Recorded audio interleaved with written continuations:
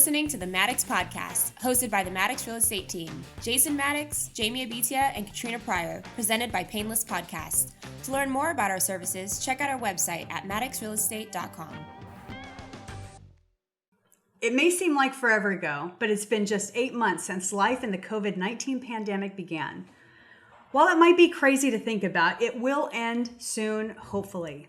Today, we're tired of COVID just like everyone else, but there is a light at the end of the tunnel. Today, we're going to talk about what it's like being a real estate agent in the market, what it's like for buyers and sellers, and our experience in the market, what lessons we've learned during the shutdown, and what will carry through post-COVID world. We're going to discuss that and more in today's episode.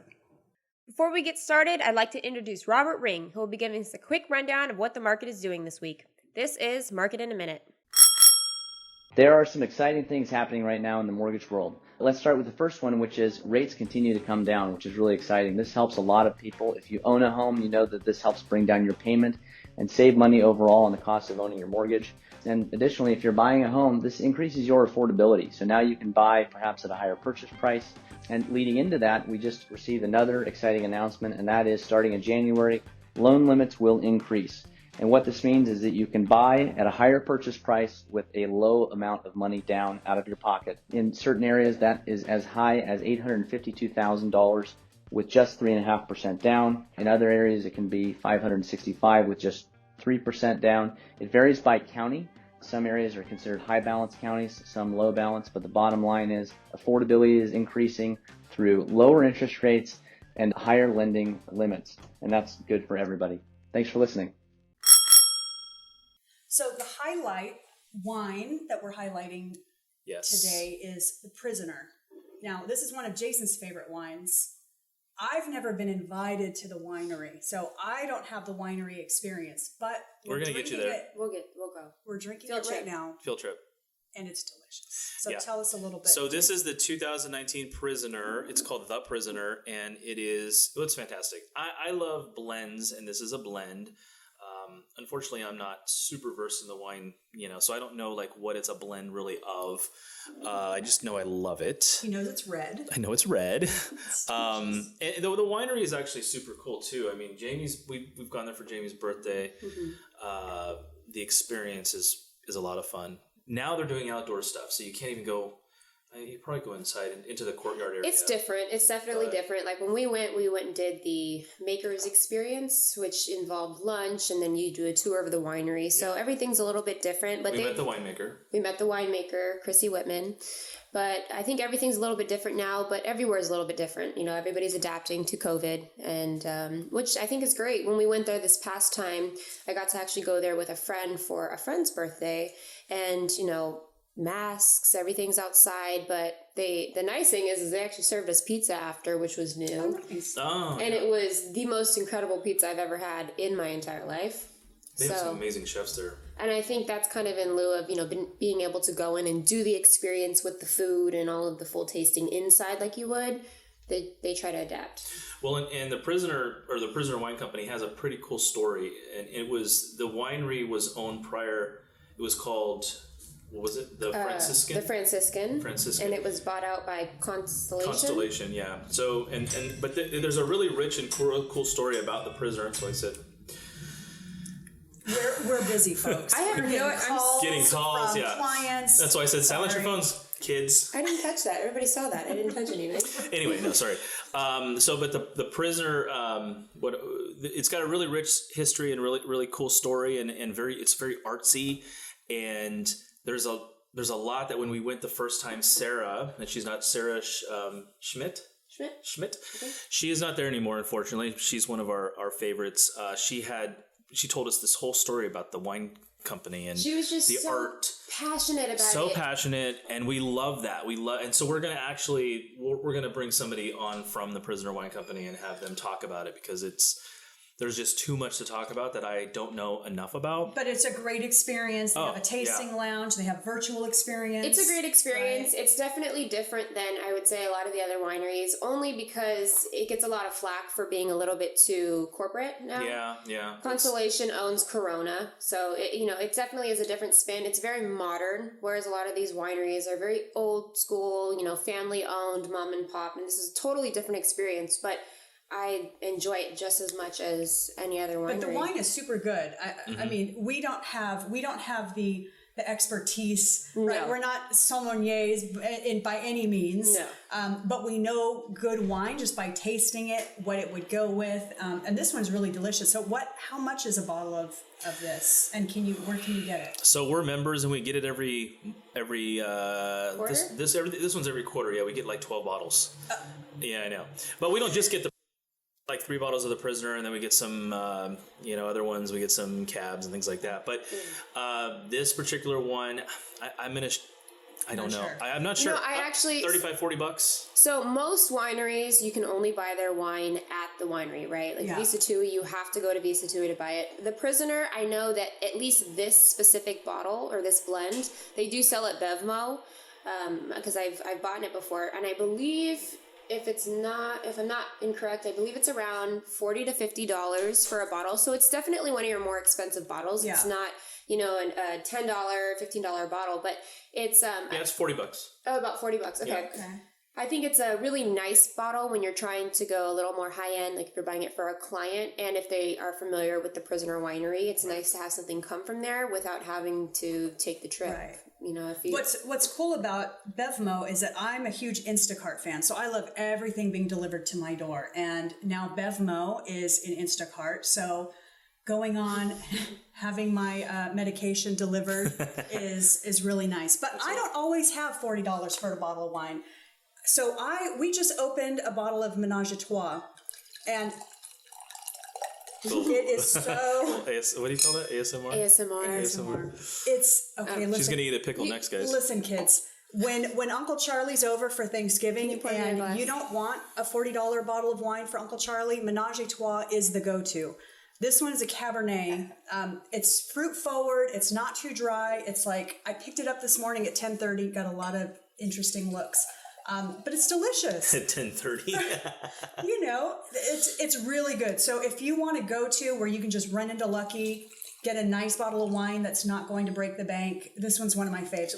I'm one of the poors, so I need a very less expensive bottle of wine to enjoy. If you're looking to be bougie on a budget, definitely go for Ménage Trois because it will never fail. It's really hard to displease anybody with it. They also have a bunch of different types as well. So they have, Ménage Trois Silk, Ménage Trois Midnight, Ménage Trois Decadence, I think is one of theirs. Yeah, but for $10, come on, this is great. No, it's an incredible wine. Yeah.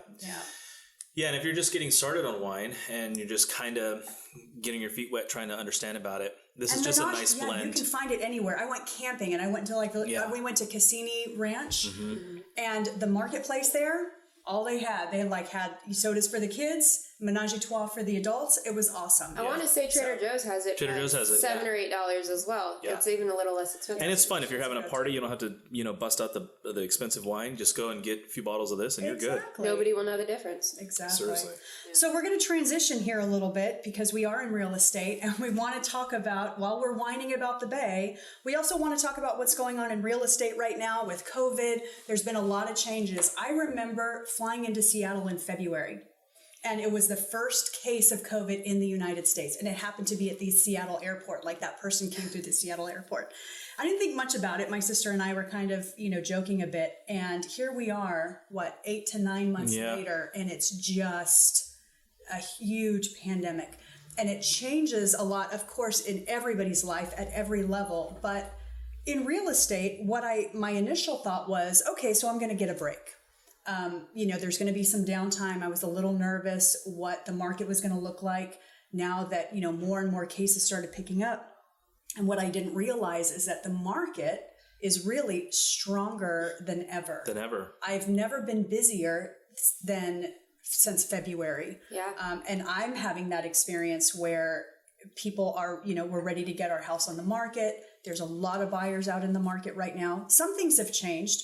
We have to be much more protective about how we enter homes. We, pre-approvals are necessary, so we limit the amount of exposure, as folks are coming into other people's homes. But I want to hear about what your experience is as COVID has kind of changed the market, what your expectation was and where it is now. Yeah, so I think that we've been on a roller coaster since kind of hearing the news start to break around February and then going into quarantining on around March. We had a little dry spell there between like March and April, or April, May. We started picking up. That's when things started getting crazy. So my personal experience, it was like night and day. I had a listing that went on the market. It was a condo in Hercules, and the first weekend of open houses, I could barely keep up with the amount of people in there. I was literally talking to everybody in groups of about 15 or 20. They'd come in, they'd cycle through, I'd give my spiel.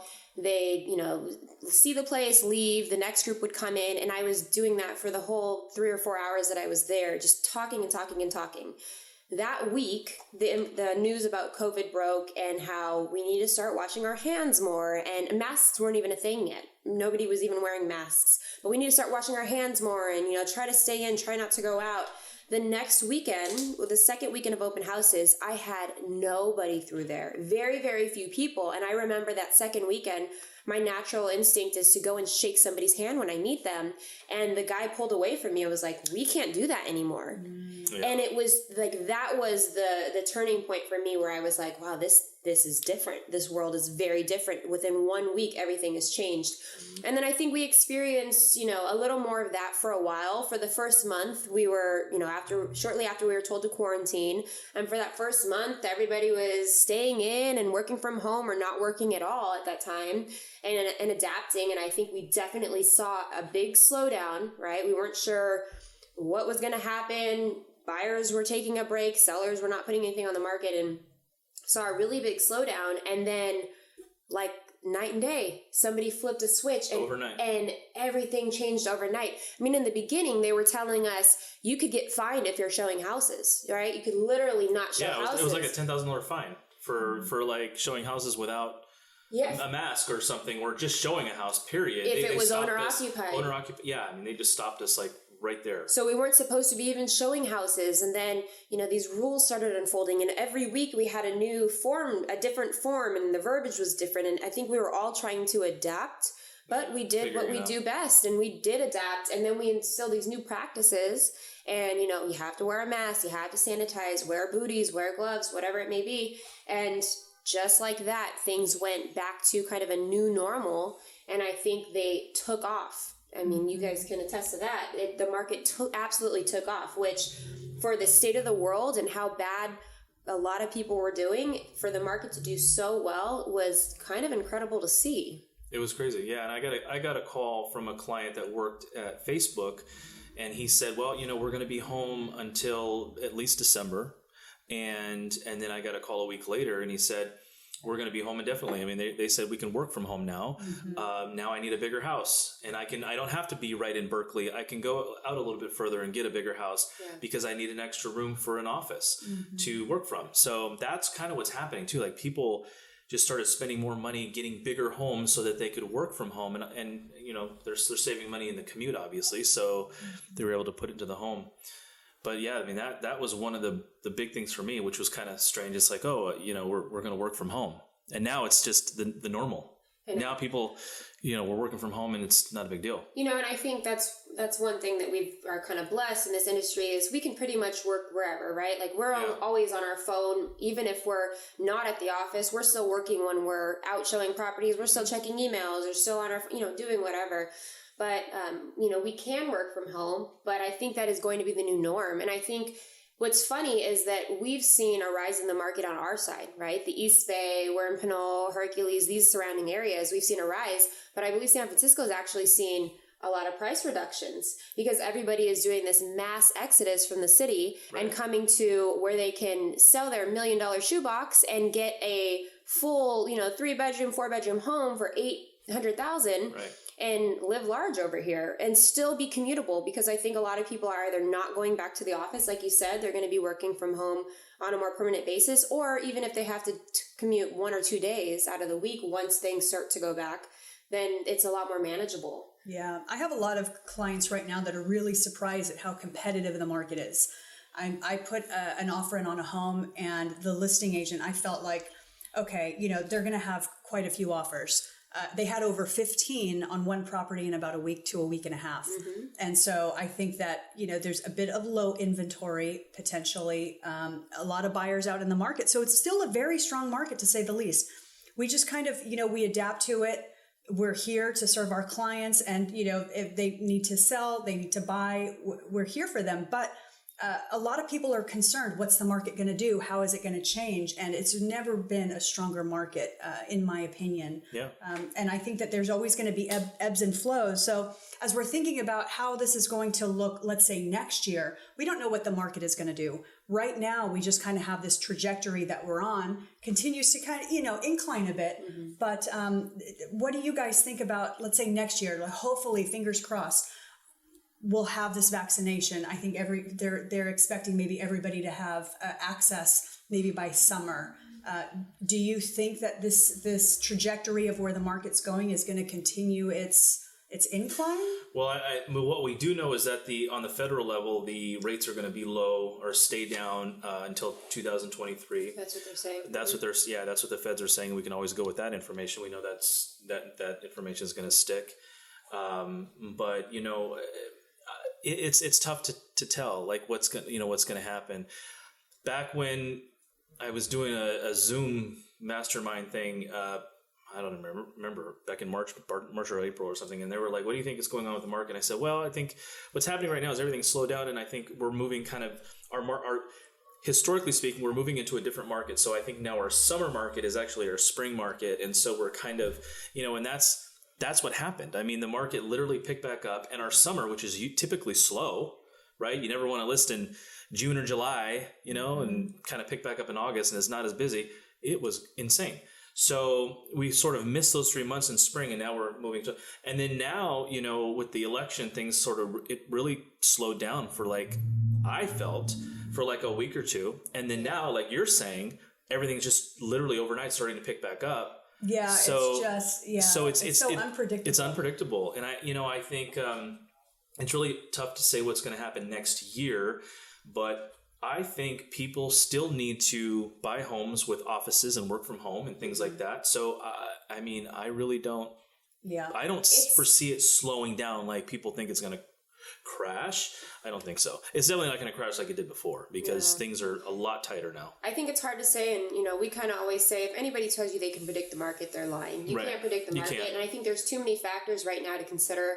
We are probably entering into a new presidency, and who knows how that could change things. There was a slight lull for about 2 weeks, like you said, right before and after the election, kind of figuring out what's going to happen, what is happening. We're still not really sure. So there was a little bit of a slowdown. Weather got bad for a minute there, and then now the sun's shining, and it seems like things are picking back up. There's still a lack of inventory.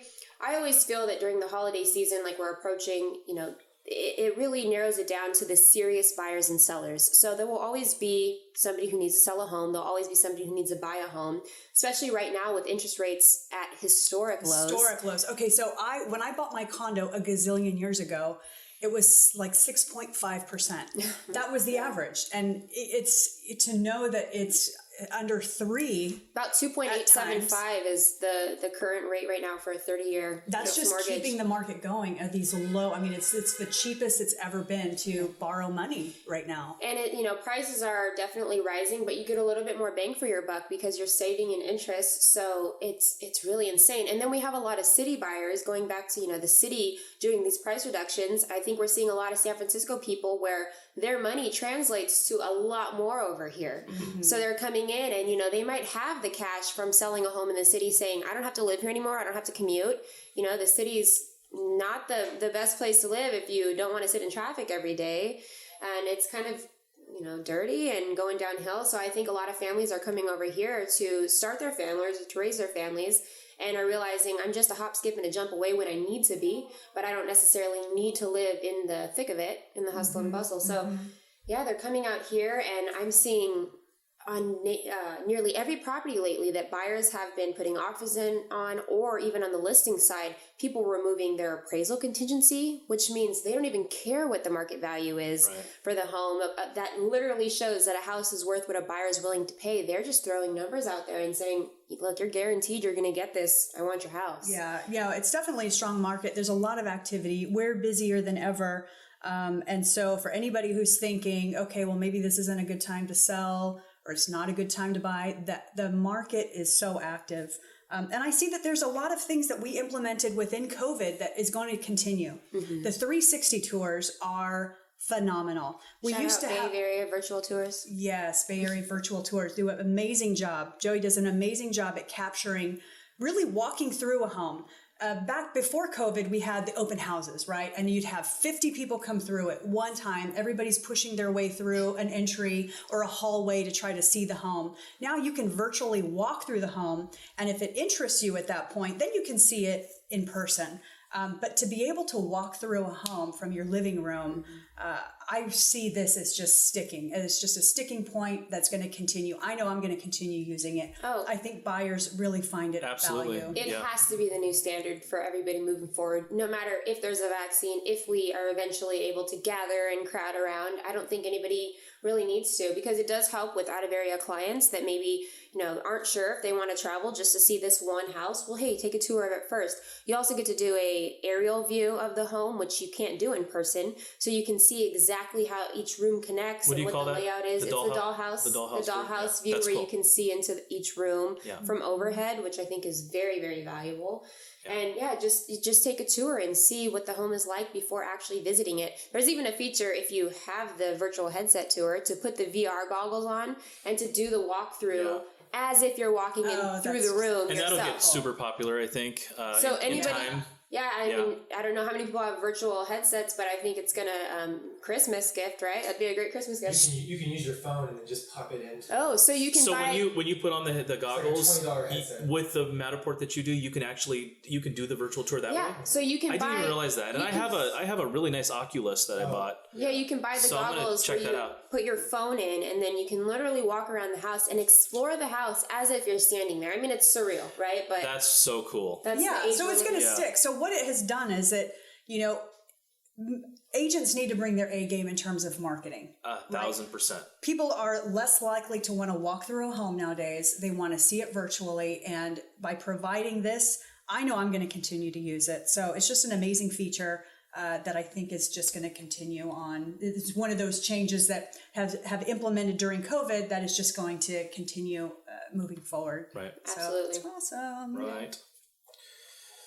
What else, kids? Where are we here? I know. We're just kind of going off on our own here because I love it. I know. So, let's see. Oh, by the way. Okay. So next, I know that we're, this is kind of new for us in the podcast and kind of getting out there in the community, but I want to get a huge shout out to one of our friends, Ray Canales. Yeah. Okay, so we discussed Riggers Loft at one or the first or second podcast, and so he has a connection there at Riggers Loft and R&B Cellars, wine that they serve there, amazing. So I'm gonna say, Greg, I haven't even called you about this, darling, but I'm going to say that a future podcast, we need to get into Riggers. Definitely. That is such an extraordinary experience for Bay Area folks. And I think a lot of people don't know about Riggers, about R&B Cellars. Let's have Greg on. The cider that they produce there. Yeah. It's really extraordinary. So I'm going to propose a field trip. The MADDOX Real Estate field trip at Riggers Loft. We're going to loop in Greg and really try their cider, their wine, talk about what they offer there. They have live music. It's a phenomenal Let's place. drink first and then do the podcast. It's going to be amazing. Drink wine and write it off. I'm all about it. Yeah. Excellent. No, I'm great. So let's getting back into this. I know we touched a little bit about how it's a seller's market and a really easy time to be a seller, but how do you think that might change? And what would you say to buyers right now who are saying, well, I hear it's a seller's market. Is it really a good time to, purchase a home? Is it really worth it? I think you have, Jason, something really good that you usually say to buyers. Well, if they're buying the property as an investment, well, obviously we have a different conversation, but I always tell them, it's always a good time to buy the home that you're going to live in, because that's your home. And, real estate isn't meant to be a stock market. It's long-term growth. It's long-term wealth. It's just, and I mean, you put a value on your home. You can't really do that, right? So instead of paying somebody else's mortgage, you're paying your own mortgage, whether the market changes or not. But, and you're going to live there. So people always talk about, I've got all this equity. Well, what are you going to do? You're going to sell? No. Well, then what does it matter? That's your home. So, again, if they were an investor looking to get out in 5 years or 10 years or whatever, then that's a little different conversation, depending on the money they're putting down and things like that, seeing how their money can work for them. But as a homeowner, I mean, it's always a good time.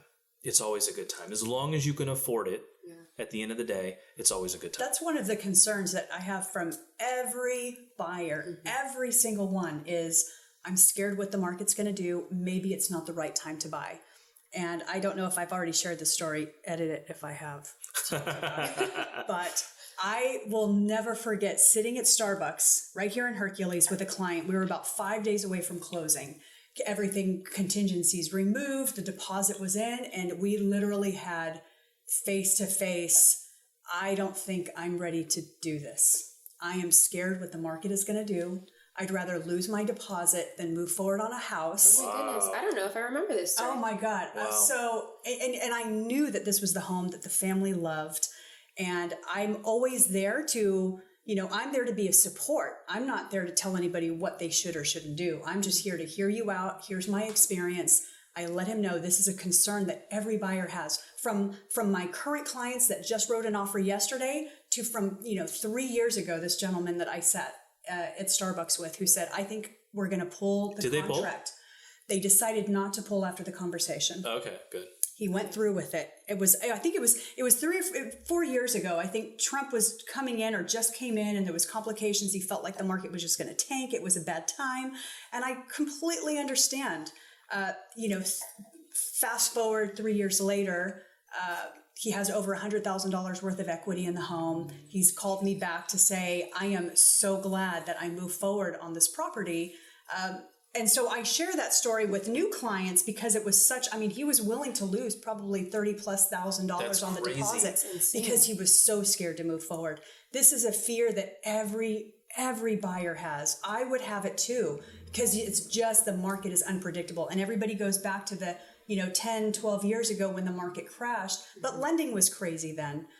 Lending did not have the same parameters that it does now. So it's one of the things that I share with buyers. And, this isn't just going out and buying a car, right? A car is a big purchase too, but this is quite literally probably the biggest purchase you'll ever make in your life. And it's a big deal. So to have some reservations or to be a little, nervous is very natural. But what I always tell my clients is, it's always the right time if it's the right time for you, if this is the right move for you, as long as you can make your house payment, you're not putting yourself in a position to where, if something happens, you're really hurting here, then it's going to be a good time. You're in the Bay Area, right? The Bay Area is a world of its own. The market will always bounce back. Look how far we've come from 10 years ago.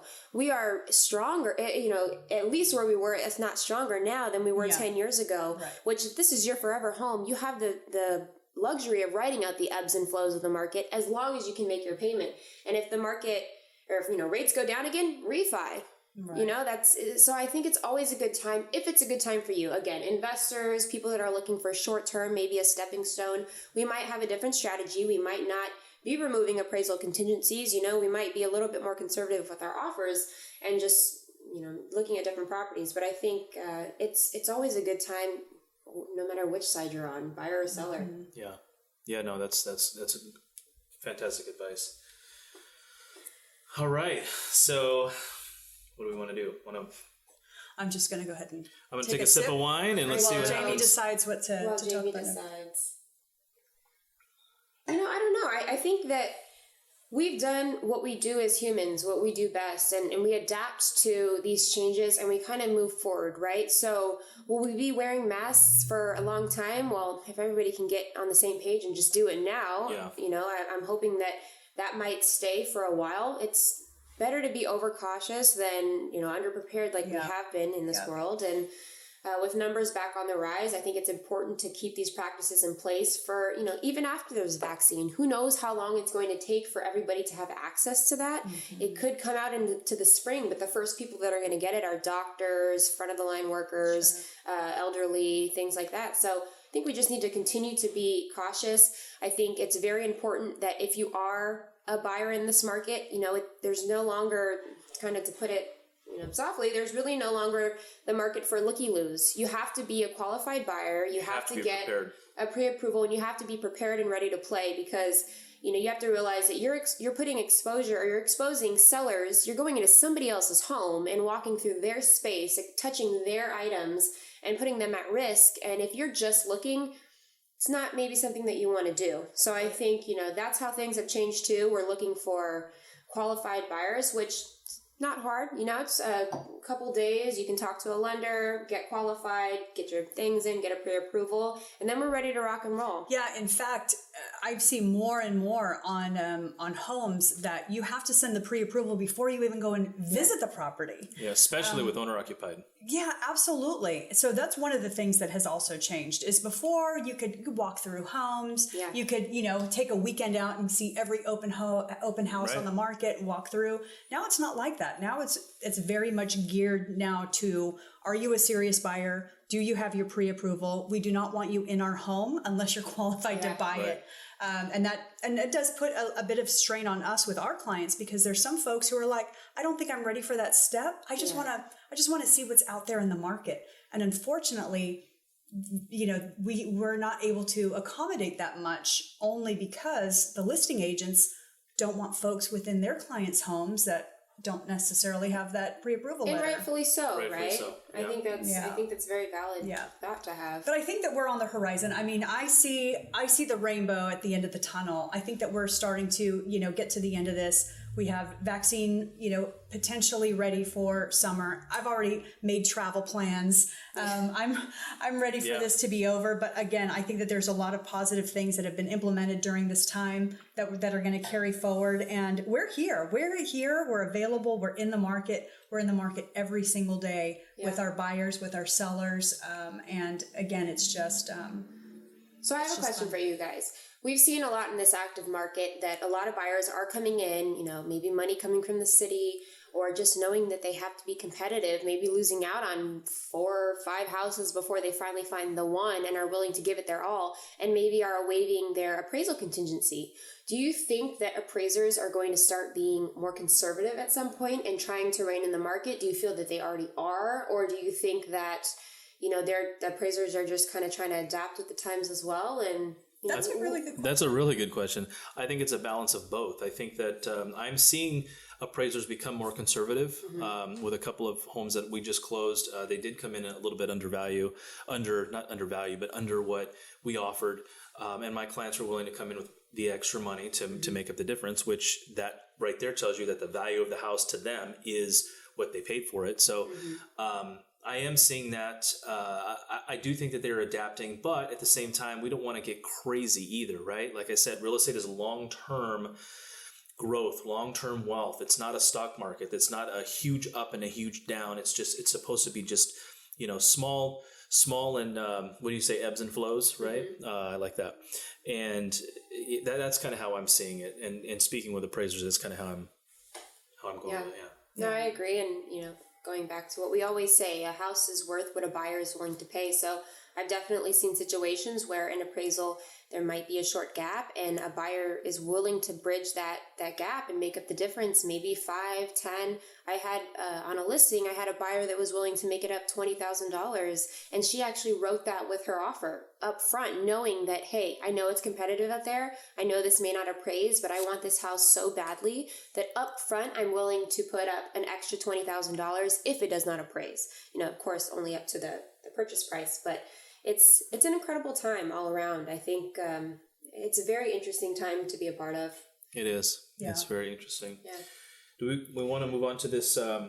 When we finally take off our masks, what do we look forward to doing first?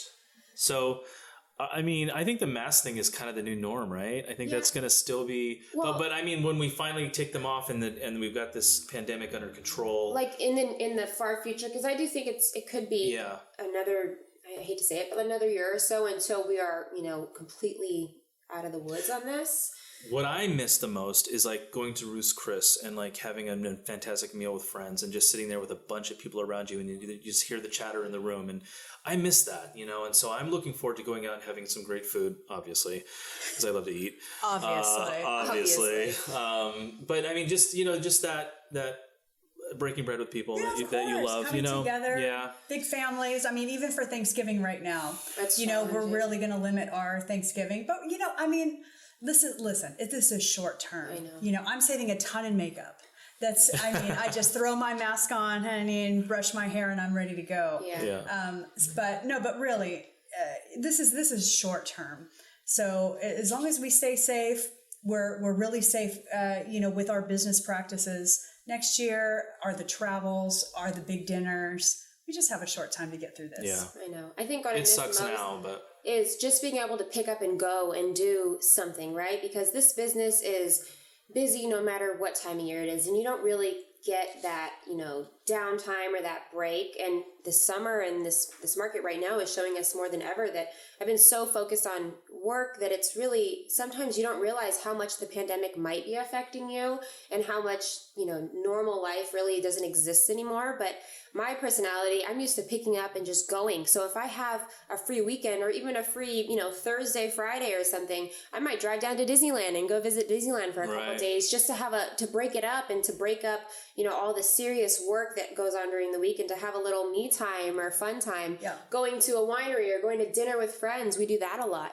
And I think that's kind of the differences that we're not really mindful of because we have adapted, but it's affected everybody, no matter how well you're doing or, if you're not doing so well, it's affecting everybody in some way or the other. And there's almost a comfort in knowing that it's not just you. It's kind of a weird We're all comfort. in this together. We're all in this together, right? And not even just as the United States, as the entire world. We are doing this together.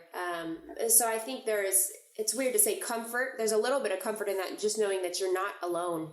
Everybody understands what you're going through. So I think we've all become a little bit more compassionate towards others as well. Sure. A little bit more mindful of, let's be a little easier on people. Maybe we're not going to be so mean to the person who stole our parking space or, just a little more compassion in the world because everybody's going through something right now. Oh, yeah. I mean, I have kids right now on Zoom for school, trying to take business calls. Yeah. I've got the kids, as soon as I get on the phone, they're in the cupboards. So it's like, it's literally thing one and thing two, and I'm Dr. Seuss trying to manage it all. I'm running out into the garage trying to take phone calls, but people are so understanding. Yeah. Like you said, Jamie, we are all in this together. So I think that there's a lot of positives in this. We're exploring things that we've never done before. Camping, hello. Like, have I ever camped? You love it. You love it now. I love it now. Yeah. Okay, so Jason and I went on a camping trip one time, and I went, and I'm not really one to sleep in the cold on the ground, but we went, and I think 2:00 in the morning, I was like, well, this is the thing. I wake up the next morning and I walk out, stretch my arms. I look next to she was in the tent next to me. It's gone. I'm like, where's Katrina? Where's her tent?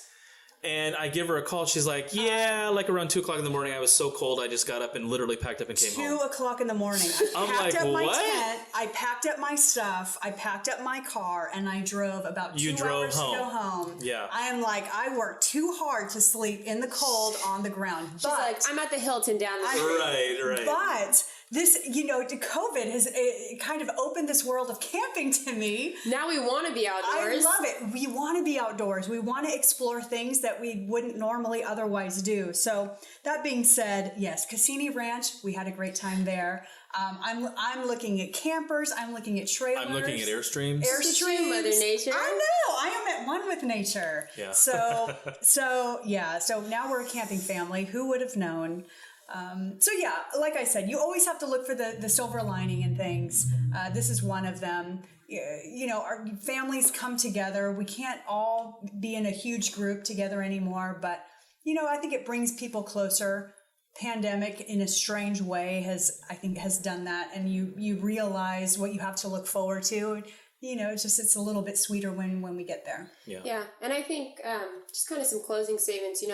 We've always been more than just real estate. So, we're friends with our clients, and just remember it's important to check in on your loved ones, check in on your friends, make sure, ask if everybody's okay, because some people aren't. I think some people are not okay right now. This is really affecting people differently. It's really affecting people. And again, no matter how well you might be doing, even if you did not lose your job, you didn't get laid off, and you've been working this entire time, you might be experiencing a whole different type of stress. Totally. Now you're part of the skeleton crew that's being overworked and overused and exhausted. You're one of the frontline workers who has never experienced more craze in the hospital, right? I mean, they can't even keep up with the demand right now. So just remember to always check on your loved ones, check in on everybody. Not everybody's buying and selling a home right now, and we understand that. We're so much more than, just realtors. Right. So I just feel like that's really important to say. Yep. No, that's great. All right. I had a fun time. I know. That was great. Okay, so love Prisoner, love Ménage. I only had two I'm going to have another glass of this Ménage time. right now. I'm not I know, we didn't even open the third bottle. Third bottle. And we're so looking forward to our next one. Right, Greg? I'm contacting you. We're doing it. Loft, we're there. We're really getting into this podcast thing. I think we're going to, take off. And I think it's going to be great. yeah, I hope everybody continues to listen. Super fun. Well, everybody, over and out. Thanks for chiming in with us, and we'll see you next time. Signing out. Bye. Thank you for listening to the MADDOX podcast. Thank you to our producer, Sam Lubman of Painless Podcasts, for helping make this podcast possible. We started this podcast so we could share our real estate insights, as well as provide our listeners with a chance to get to know the MADDOX team. Our goal is to make our clients' real estate sale or purchase as simple as possible, allowing them to sit back while we handle the hard work. To learn more about what we do or to look up resources about the Bay Area communities, visit our website at maddoxrealestate.com or give us a call at 510-993-0688.